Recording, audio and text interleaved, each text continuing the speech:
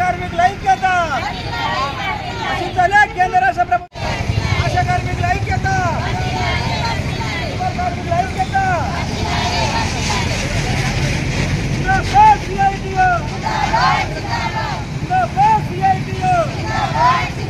కార్మికుల ఐక్యత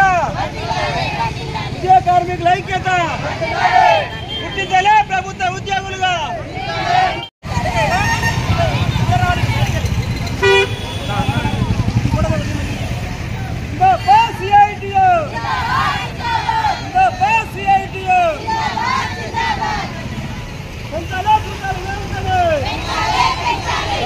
లేబర్ కోడ్లను వెంటనే లేబర్ కోడ్లను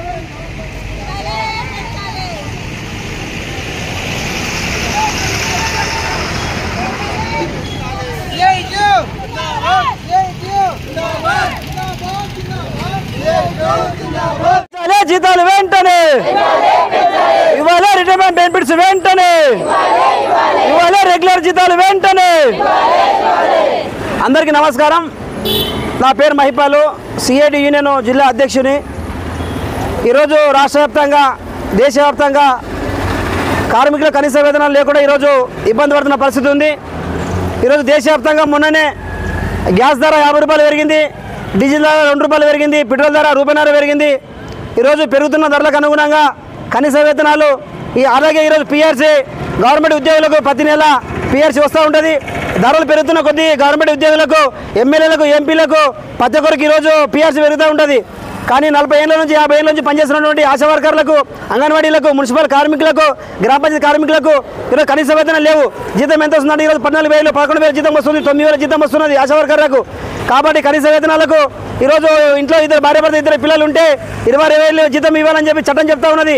పక్కన గుజరాత్ రాష్ట్రంలో హైకోర్టు చెప్పింది కనీస వేతనాలు ఇవ్వాలని చెప్పి కూడా, సుప్రీంకోర్టు కూడా చెప్పింది ఖచ్చితంగా అమలు చేయాలని చెప్పి కూడా. మొన్న ఈరోజు పెరుగుతున్న ధరలకు అనుగుణంగా పార్లమెంటులో ఎమ్మెల్యేలు, పార్లమెంటులో ఎంపీలు, అసెంబ్లీలో ఎమ్మెల్యేలు చేతులు జీతం పెంచుకున్నారు. కానీ ఈరోజు ఓట్లు వేసుకొని గెలిచినటువంటి ఎమ్మెల్యేలు, ఎంపీలు జీతం పెంచుకున్నారు. కాబట్టి ఈరోజు పెరుగుతున్న ధరలకు అనుగుణంగా మనం కూడా కార్మిక జీతాలు ఇవ్వాలని అడుగుతూ ఉన్నాం.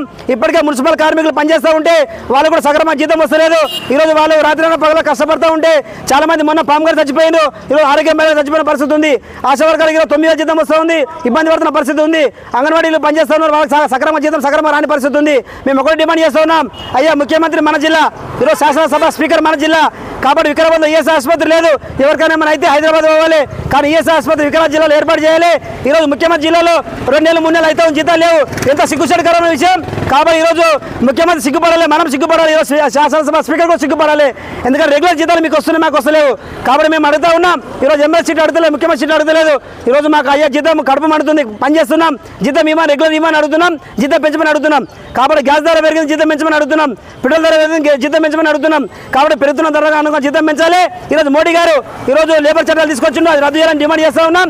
కాబట్టి ఈరోజు దేశమంతా ధర్నా జరుగుతూ ఉంది. కాబట్టి ధర్నా ఉద్దేశం ఏంటంటే పెరుగుతున్న ధరలకు అనుగుణంగా జీతం పెంచాలి, అలాగే మాకు పిఆర్సీ ఇవ్వాలి, అలాగే మాకు రిటైర్మెంట్ బెనిఫిట్స్ ఇవ్వాలి, దిగిపోతే పింఛన్ ఇవ్వాలి. మాకు ఈరోజు ఇల్లు లేవు, కిరాయిలు రూమ్లలో ఏంటో ఉంటా ఉన్నారు, రూమ్ కిరాయి కట్టడానికి ఇబ్బంది పడుతూ ఉన్నాం. కాబట్టి అందరికి ఇళ్ళ స్థలాలు ఇవ్వాలి, రేషన్ కార్డులు ఇవ్వాలి. జీవితాంతం మీరు ఇళ్ళ కోసం కొట్లాడుతున్నాం, జీవితాంతం ఈరోజు పెన్షన్ కోసం కొట్లాడుతున్నాం. ఈరోజు మీరు పక్కన కేరళ రాష్ట్రం పోయిరండి, కేరళలో కనీస వేతనం ఇస్తున్నారు, అందరికి చదువు ఉంది, అందరికి ఉద్యోగం ఉంది, అందరికి కనీస వేతనాలు ఉన్నాయి. మరి మన దగ్గర ఏమైంది, ఏం రోగం వచ్చింది ఈరోజు మన ప్రధానమంత్రికి, మన ముఖ్యమంత్రికి అడుగుతా ఉన్నాం. కాబట్టి ఖచ్చితంగా అందరికీ ఇళ్ళ స్థలాలు ఇవ్వాలి, ఉద్యోగాలు ఇవ్వాలి, జీతాలు ఇవ్వాలి, రెగ్యులర్ ఇవ్వాలని డిమాండ్ చేస్తూ ఈరోజు వికారాబాద్ జిల్లా కేంద్రంలో ఈఎస్ఐ ఆసుపత్రి ఏర్పాటు చేయాలని డిమాండ్ చేస్తూ, అందుకని ఈరోజు ఎంఆర్పీ చౌరస్తా నుంచి ఇక్కడ వరకు ఈరోజు ఆర్డీఓ కార్యాలయం వరకు ర్యాలీ తీస్తూ ఉన్నాం. కాబట్టి ర్యాలీలో పాల్గొన్న ప్రతి ఒక్కరికి ధన్యవాదాలు తెలియజేస్తూ ఉన్నాం. భవిష్యత్తులో మనం అందరం కూడా సమస్య పరిష్కారం అయ్యేందాక ఈరోజు మనకు గాలి ఎంత అవసరమో మన ఉద్యోగ కార్మికులు కూడా మనకు సిఐటి అంత ఎర్రజెండా అంత అవసరం.